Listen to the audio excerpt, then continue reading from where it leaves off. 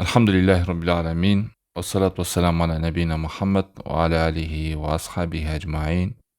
Ibn Qayyim rahimahуллah'нын топтогон сыйкырдан, жинден, көздөн сактануучу негизги 10 себебин алып бүттүк. Аллах таалам жардамы менен. Бүгүн болсо практикалык жолдо пайгамбар алейхиссалату вассаламда келген дуа зикирлер. Ошону Ibn Qayyim өзү да китебин улап, мына суннада келген дуалар ушундай деп киргизген дегенде бар экен. 10 сактануучу жол. Биринчиси Аллах Тааламдан коргоо тилеп, жардам сурап, шайтандын жамандыгынан сактануу. Бирок ушуну камтыган пайгамбар алейхиссалату вассаламдын дуасында, зикиринде келген. Абу Давудда, Тирмидиде, Шейх Альбани сохих деген. Абу Бакр радиаллаху анху белгилүү сахаба, хулафа рашидиндердин пайгамбар алейхиссалату вассалам халифасы. Ошол келип, о Аллахтын элчиси, мага бир нерсе үйрөтүңүзчү. Таң аттырсам да, кеч кирсе дагы мен ошону айтып жүрөйүн деген. Ошондо пайгамбар алейхиссалату вассалам эртең менен да, кечинде да, жана уйкуга кетсең дагы ушуну айт деп пайгамбар алейхиссалату вассалам үйрөткөн. Аллахумма алимал гайби ва шахада. О Аллахым, сен гайыпты дагы, ачыкты да баарын билүүчүсүң. Фатирас самавати вал ард. Асмандарды, жерди жаратуучусуң. Робба кулли шейин ва малика. Баардык нерсенин роббисиң. Мүлктүн баары сага таандык. Ашхаду ан ла иляха илля ант. Ауду бике мин шарри нафси. Мен күбөлүк берем, Аллахтан башка сыйынууга зат жок сенден башка. Мен өзүмдүн нафсимдин жамандыгынан коргоо сураймын. Ва шарри шайтони ва ширки. Жана шайтандын торунан, шайтандын жамандыгынан сактанамын сени менен. Ва анактарифа аля нафси суан ау ажурраху иля муслим. Же болбосо өзүмдүн нафсиме зомдук кылуудан, же башка бир мусулманга зыян берүүдөн ушул дуаны сен айткын деген. Таң аттырса да, кеч кирсе да, жана уйкуга барсаң дагы деп. Мына ушул жерде шайтандан жамандыгынан, шайтандын торунан сактануу бар. Ибн Кайым рахимахуллах биринчиге ушуну айткан. Экинчиде ихлас менен фалак насты. Мунун дагы таасири аябай чоң. Ихлас, фалак, нас ушу 3 сүрөнү эртең менен, кечинде, багымдаттан кийин, шамдан кийин 3 жолдан окуп жүрсөңүз, жин шайтан, көз, ар кандай нерселерден чоң тоскоолдук болот. Окба ибн Амир деген сахаба радиаллаху анху айтат: мен Аллахтын элчисине жолуктум дейт. Жолукканда мага айтты Аллахтын элчиси: эй Окба ибн Амир, мен сага ошондой бир сүрөнү үйрөтөйүнбү? Ал сүрө Тооратта да, Забурда да, Инжилде да түшкөн эмес, Фурконда да түшкөн эмес дегенде, мына ушуну айт дегенде, ал сага түн келеби, күндүз келеби, айтып жүрсөң, кул халлахады, кулауду бироббил фалак, кулауду бироббин нас. Мына пайгамбар алейхиссалату вассалам өзү үйрөткөн. Дагы бир хадисте Абдулла ибн Хубейб кул халлахатты жана фалак насты айткан. Таң аттырсаң жана кеч кирсең деген. Сага бүт зыяндан оолак болосуң. Бардык зыян нерселерден алыс болосуң. Же болбосо ушул сүрөлөр сага жетиштүү болот деген. Бул экинчиси. Үчүнчү коргонуу дагы жин шайтан, көз, сыйкырлардан бул аятыл курси. Аятыл курсини ар билесиз, ар бир намазда айтса болот. Хадисте келген, ал адамды бейиштен өлүмү гана тосуп турат деп.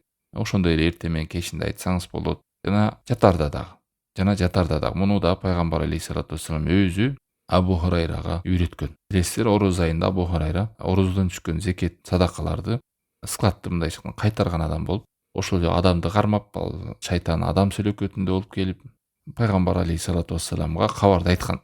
Ошондо пайгамбар алейхиссалату вассалам Абу Хурайрага жолдомо берип, эгерде уйкуга кете турган болсоң, аятыл курсини окугун, сага таң аттырганча коргоочу болот деген. Аллах таалам өзү сага коргоочу болот. Шайтан сага жакындабайт деген. Таң атырганча. Шайтан өзү дагы айтканы бар. Пайгамбар алейхиссалату вассалам өзү тастыктаган. Сөзү чын, өзү жалганчы. Ал өзү шайтан деп. Шайтан Абу Хурайрага эмне деген? Аятыл курсини оку деген да. Ошондо мен жоло албайм, жакында албайм деп. Бирок бул сөздү шайтандан эле алып алган жок. Аны пайгамбар алейхиссалату вассалам тастыктап, бекитип берген үчүн алды. Ошону туура түшүнөйлү да. Келе шайтандан деле илим алса болот экен го деп ушул окуяны дайыл катар келтирет экен. Бул туура эмес. Бул үчүнчүсү аятыл курсини эртең менен, кечинде анан уктаарда окуйт экенбиз. Жана намаздардан кийин.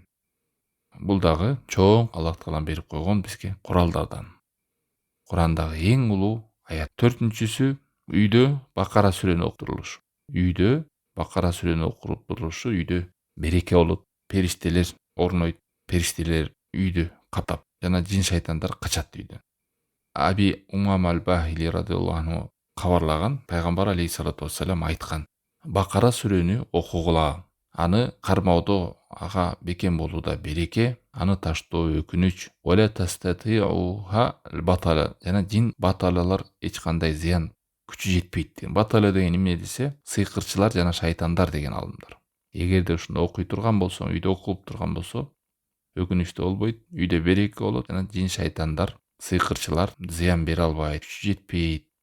Бул да Муслимде келген. Дагы бир хадисте пайгамбар алейхиссалату вассалам, Бухариде келген. Чындыгында шайтан үйдөн качат. Кайсы үйдөн? Бакара окулган сүрө. Кыскасы үйдө Бакара сүрөсү окулуп тура турган болсо, жин шайтандар бекемделип ал жерге орношуп отурукташа албайт, качат дайыма. Мына ушунда практика жүзүндө аткаралы. Бул 4-нчүсү. 5-нчиси Бакара сүрөсүнүн акыркы 2 аятын окуу. Ушул нерсени канз деген да. Мындай нерсени менден башка пайгамбарларга берилген эмес деп пайгамбар алейхиссалату вассалам тастаган. Ахмадта, Шейх Альбани муну сохих. Кимде ким Бакаранын акырында 2 аятты окуй турган болсо, ага бардык зыяндан, жин шайтандардан оолак болууга жетиштүү деген. Шайтандын торунан, жиндерден, сыйкырчылардан. Амана расулу бима унзила илейхи мин раббихи вал муъминун деп Бакаранын эң акыркы 2 аятын окусаңыздар, уктарда да келген, жатарда да, жана дем салганда да ушуну балдарыңызга жаттатып окуп туруу чоң коргоонун бири деп Ибн Кайым рахимахуллах китебинде эскерген. Мен айтайын дегеним эден дагы бир баса белгилеп, ушундай пайгамбар алейхиссалату вассаламда келген дуаларды жаттабаганыбыздан, билбегенибизден, таркатпаганыбыздан элде жайылбагандыктан жин шайтандардын, сыйкырчылардын, төлгөчүлөрдүн, бидатчылардын ар кандай жаңылык киргизген, Куранда же пайгамбар алейхиссалату вассаламдын сүннөтүндө келбеген дуалар таркалып кетип атат. Эгерде ушундай тасыкталган дуа зикирлер таркаганда, кигилерге жол болмок эмес. Анан адамдарга ошондой көп көрөм, мына ушул дуа, ушундай зикир бар экен го дейт, жок кандай Куран сүннөттө. Ошон үчүн жаттап алыңыздар, таркатайлы ушундай тасыкталган пайгамбар алейхиссалату вассаламдан келген так жолдомолор, багыттар.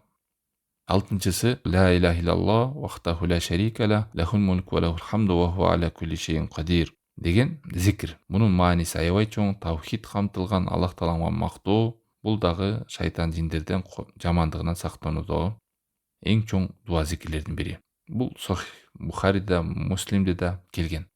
Кимде ким эртең менен же кечинде эртең менен ла илаха иллаллах вахтаху ла шарика ла, лахул мулку ва лахул хамду ва хуа аля кулли шейин кадир. Аллахтан башка сыйынууга зат жок, ал жалгыз, анын шериги жок, бардык мүлк ага таандык, ага мактоо болсун, ал бардык нерсе кудуреттүү деп айткан болсо, бир күндө 100 жолу дейт. Ал 10 кулду азатка чыгаргандай болот, жана 100 сооп жазылат, 100 күнөө кечирилет, жана ал күнү мына бизге кереги айта турган нерсе. Ва канат лаху хирзан минаш шайтан яумаху залика хатта юмсия. Ошол күнүндө караңгы киргенче, кеч киргенче шайтандан коргоо болот деген. Эми караңыздар, мечтен деле басып келатып, же сапарда, жолдо деле таң аттырганда ушуну ла илаха иллаллах вахтаху ла шарика ла, лахул мулку ва лахул хамду ва хуа аля кулли шейин кадир.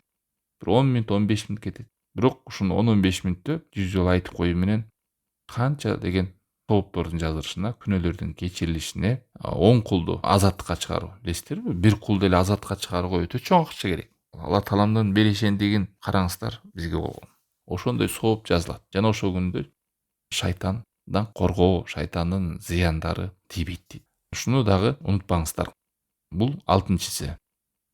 7-нчиси Ауду би калиматиллахи таммати мин гадабихи ва айкабихи ва шарри ибадихи ва мин хамазати шаятин ва ан яхдурун деген белгилүү пайгамбар алейхиссалату вассалам дуасы. Тирмизиде келген, Шейх Альбани сохих деген. Пайгамбар алейхиссалату вассалам эгерде араңардан бирөө уйкудан чочуп кетсе, ушуну айтсын деген. Жана жиндерден, шайтандар үстөмдүк кылып, зыян бере баштаган адамдар түндө уйкусу бузулуп, уйкусу качып, же уктаса кайра чочуп кетип, кээде балдарыңыздар чочуп кетет үйдө. Көптөр ушуну сурайт. Балам чочуп атат, ыйлап кетип атат. Кантип дем салам, эмне кылып жолдомо бересиз, каяка барам дей берет. Мына ушул жолдомолорду аткарыш керек. Ауду би калиматиллахи таммати мин гадабихи ва айкабихи. Аллах Тааламдын сөзү менен коргоо тилейм. анын ачуусунан жана азабынан жана кулдарынын жамандыгынан жана шайтандын азгырыгынан жана анын келүүсүнөн. Эгер ушуну айта турган болсоң, алар сага зыян бере албайт деген. Муну ким айтты? Муну пайгамбар алейхиссалату вассалам өзү айтты. 7-чи жин шайтандардан коргонуу дагы тастыкталган суннада келген дуа зикирлердин бири. 8-чи Ибн Кайым 8-чисиде ушуну эскерген. Үйгө киргенде жана тамак жегенде жана үйдөн чыкканда да ушу бисмилланы айтып жүрүү дагы шайтандан коргоо, шайтандын жамандыгынан. Үйгө киргенде, тамак жегенде айрыкча. Мына ушул кезде же туалетке киргенде ушундай акыбалдарда бисмилланы айтпай коюу адамга коргоо болбойт, дагы шайтан каалагандай азгырат. Кээде ушул үйгө бисмилланы айтпай кирүүдө да, тамакты да бисмилласыз жебеде да шайтан келет дагы, же ошо тамактын үстүндө уруш пайда кылдырат.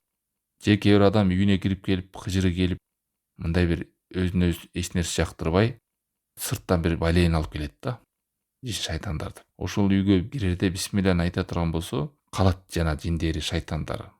Ошон үчүн бассак турсак, үйдөн чыкканда да, үйгө киргенде да, тамак жегенде да, ажатканага кирерде да, дараларда да бисмилланы унутпайлы.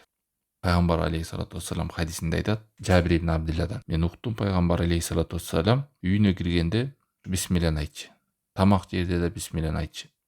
Бул учурда шайтан эмне деп жооп берет экен? Бул үйгө түнөөгө да мүмкүнчүлүк жок, булар менен тамактанууга да мүмкүнчүлүк жок деп шайтан артка кайтат дейт. Шейх Абдуразак түшүндүрмө берип айтат, эгерде үйгө киргенде тамакты айтпай турган болсо, шайтан ал үйдөн өзүнө орун да табат, түнөйт, алар менен кошо тамактанат. Анан шайтан түнөп, шайтан жүргөн жерде кантип береке болот, жанагындай уруш жаңжал болот, алсыроо болот, көп балелер келет. Ошон үчүн үйдү шайтанга толтурбай, периштелердин курчоосуна толтурууга аракет кылыш керек. Ал эми качан периштелер курчайт да, үйдө Куран окулса, зикирлер болсо, жана жогоруда айттык го. Дагы бир хадисте Анас ибн Маликтен келген.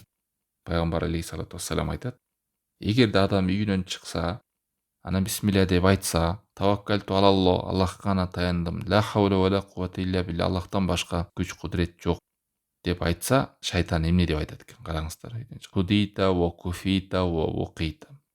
Сен түз жолдо хидаятта болдуң, бардык нерседен сага жетиштүү болдуң, мындай зыяндардан дейт. Ва вукита, жана сак болдуң деп айтат экен. Шайтан жолдон качып кетет дейт. Шайтан дагы бир сөзүндө айтат экен, кайфа лака бирожулин код худия ва куфия ва вукия. Кантип сен муну азгырасың? Бул түз жолго түштү, бул балелерден алыс болду жана сакталды деп. Көрдүңүздөрбү? Дуа зикирлердин таасири кандай чоң. Бул Абу Давудда келген, Шейх Албани сахих деген. Дагы бир хадисте пайгамбар алейхиссалату вассалам, ситрума байнал джин ва аврати бани адам ида дахалал каниф ан якула бисмилля. Жиндер менен адам балдарынын ортосундагы авраттагы парда бул бисмилля деген. Эгер бисмилланы айтпасаңыз, кийим чечингенде да, туалетке киргенде да авратыңыз баарын жин шайтандар көрүп шылыңдап турган болот. Коргоосуз отурган болосуз. Чебиңиз жок, Алла сактасын.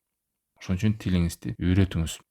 Мына ушундай себептерди алууда алхамдулилля жин шайтандан, сыйкырлардан, көздөн, балелерден алыс сак болосуз. 9-чусу азан. Азан айтылган жерде, азандын үнү угулган жерде шайтан качат. Угулбай калган жерге чейин качат. Ал эми азан айтылып бүткөндөн кайра шайтан жакындап келип, адам жана эстейт го намазда деп оозун ачып, ошол кезде шайтан аябай, эгерде эстегенде колуңуз менен жаап, эстөөнү токтотпосоңуз, шайтанга эшик ачылат дагы адамдын мээсине, оюна ар кандай ойлорду бере берет. Уткур када, муну эстеген, тигини эстеген деп отуруп, ар нерсени эстей берип, канча рекет намаз окуганын да билбей калат адам. Адам билбей калат дейт пайгамбар алейхиссалату вассалам. Канча рекет намаз окуган. Ушундай практика болду эле. Кээде адам намаз окуп атып канча рекет окуганын билбей калат. Бир ойго кирип кетет, бир санаага кирип кетет, же бир планына кирип кетет, намаз окуп атып эле. Мына ошол нерсени каалайт дейт шайтан. Бул кандай? Азан дегенде эркектер талаада окуйт, мешитте окуп албай калдыңыз, бир жерге барып калдыңыз, азан айтып коюңуз. Талаада болсоңуз да, жамаат менен эмес болсоңуз да, азан угулбаган жердесизби? Бир зданияны ичиби, эмне болсун. 10-чу акыркысы Ибн Кайым рахимахулла ушу 10ду топтоп акырында эмне дейт? Аллах тааламды көп эстеп жүрүү. Ар бир убактында. Мына ушул эң чоң тосмо, эң чоң коргоо. Аллах Таалам Исра сүресінің 65 аятында «Инна ибади лейса лака алейхим султан» менің құлдарыма саға ешқандай билік жоқ, «Окафа бироббика вакила» деп Алла Таалам Құранда айтқан. Шайтанға айтыпчы. Аллахтың құлы болған адам дайыма зикірде жүреді. Аға сен иелік қыла албайсың деп айтып отыр. Зухруф сүресі 36 аят «Омай яшу ан зикри рахман нуқайид лаху шайтанан фахуа лаху қарин». Ким Рахманды, Райымды Аллахты естеуден жүз бұруға тұрған болсын, олақ бола тұрған болсын, біз аға шайтанды байлап қоябыз мойнына. Анын шерігі болып жүре береді. Қайсыл адам зикірден алыстаған сайын, аға шайтан жақындайды. Ой басады, сана басады. Тили зикірге лайықты ашылбай қалады, Алла сақтасын. Зикірде Аллахты естеп жүрсе, субханалла, альхамдулилля, Аллаху акбар, ла хаула ва ла куввата илля билля, ла иляха иллаллах. Бассаңыз тұрсаңыз, астағфирулла. Айты беріңіз, жадабаңыз, көресіз, мұның дамын сезіп қаласыз. Бош уақыт жолда баратады, маршрутта келатасыз, автобуста баратасыз, басып келатасыз, тил бош. Қанша деген соғып тұр, қанша деген өзіңізге жақсылықтарды, ибадат чырайлы болады, жеңіл болады. Көп ана адам постоянно айтып жүргенде қырын дамын сезесіз. Қысқасы, Аллахты естеп жүру чоң чеп болады. Чеп деген білесіз, крепостьте душмандар кіре албайды.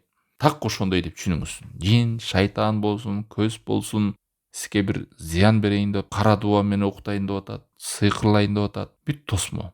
Абдулла ибн Аббас радиаллаху анху айткандай, шайтан ошондой бір адамдын жүрөгүнө уу бере тургандай абалы бар дейт да.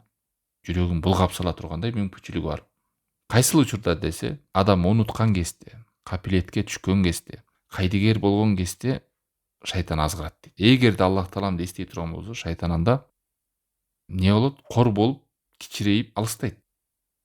Шейх Абдуразак Аль-Бадр ушуга түшүндүрмө берип, жана сөзүнүн аягында айтып атат. Ушул 10 жин шайтандардан сактануудагы сунада келген нерселер улуу нерсе. Ушуга көңүл бурса дейт. Балдарыбыз үйрөтүлсө ушул нерсе. Ушуну жаттап калсак экенбиз. Мына ушу мен өзүбүздүн напсибизди, үй бүлөбүздү, балдарыбызды жин шайтандардан сактоодо чоң себеп болот. Өзүбүз айтып үйрөнбөсөк, жаттаткызбасак, аларга үйрөтпөсөк, аларды жөн эле салып берген болосуз. Эч кандай коргоосуз эле. Көп ата-энелер жалап кылгандар көп Кыргызстанда аз билинбейм. Көстөн сыйкырланып калган, жини кирип кеткен, нас басып канча деген ата-энелер жазып атат мына. Түндө басып кетип аткан балдар, түшүнөн чочуп, ыйлап туруп аткандар, кандай кыжыры келип жүрө тургандар көптөр билбейт туура келген зикирлерди. Ушул жолдомолорду алып, жаттап, бөлүшүп, башкалар менен таркалсын пайгамбар алейхиссалату вассаламдан келген дуа зикирлер. Биякта бир-эки суроолор бар эле да. Биринчи суроо, өкүмү кандай болот?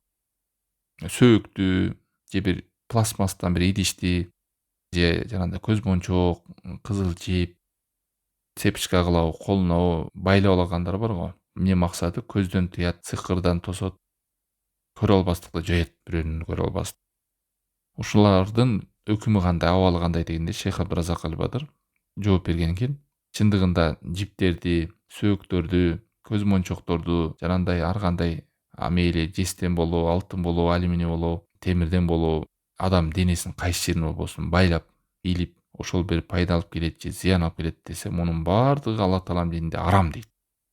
Арам эле болуп калбастан бул керек болсо Аллах Тааламга ширк болуп саналат. Пайгамбар алейхиссалату вассалам айткан, чындыгында тумарлар, жанагындай байланма нерселердин баары ширк деген. Кимде-ким ушул нерселерди илип алып, пайда алып келет, зыян алып келет, жакшылыкты мол кылат, жамандыктан тосот десе, ширк бул, Алла сактасын. Өзү алып келет десе, чоң ширкке түшөт, себеп болот десе, кичинекей ширкке түшөт. Экөө тең. Жок эле деген эч нерсе мен үмүт кылбайм, жөн эле коюп койдум деп айтсаңыз, анда бул ширкке алып бара турган жол болот. Ширкке эшикти ачкан болосуз, бирөө көрөт, жөн байлаган жок бул адам. Анда бир таасири бар го.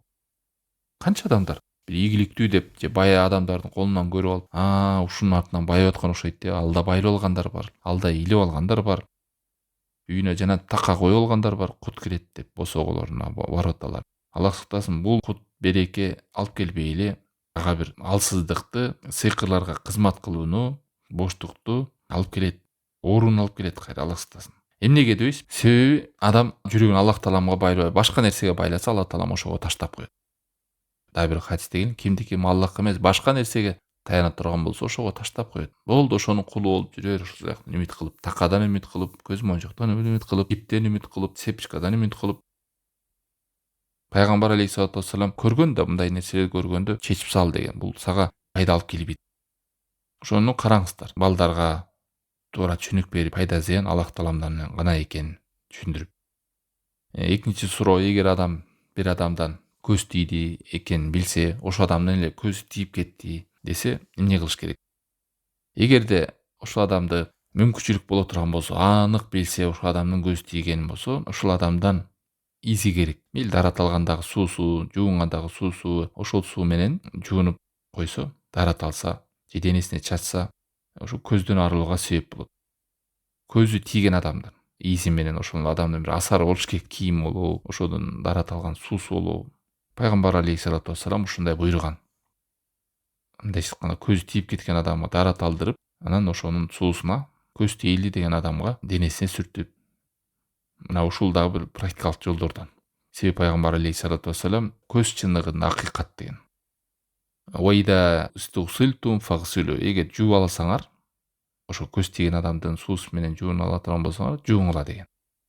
Эми андай мүмкүнчүлүк болбосо, шек болсо, ушул адам деп, ал адам кап болот, мындай дей турган болсо, жанагы келген дуа зикирлер менен олак болуп, сак болуш керек. Жана ошондой эле жолдомун айтып коюш керек туугандарга деле. Ай деп эле тусуктанып, көрө албастык кыла бергендерге алдын ала билиш керек. Эгерде силердин араңардан бир тууганыңардан жакшы нерсени көзүңөргө илинип кала турган болсо, акчасы болсун, эмнеси болсун, анда береке тилеп койгула. Чындыгында көз акыйкат деген. Баракалла, Аллах береке берсин, жакшы болуп туруктуу болсун деп мындай жакшы сөздөрүн сүйлөп коюш керек. Окшурайып, карап тура берип, эч нерсе сүйлөбөсө, адам көз тиет. Алаңдап келе карап, оозунан бир жакшы сөз чыкпайт го. Балким муну каяктан алдың, эмне болдуң деп аңдып баштагандар бар.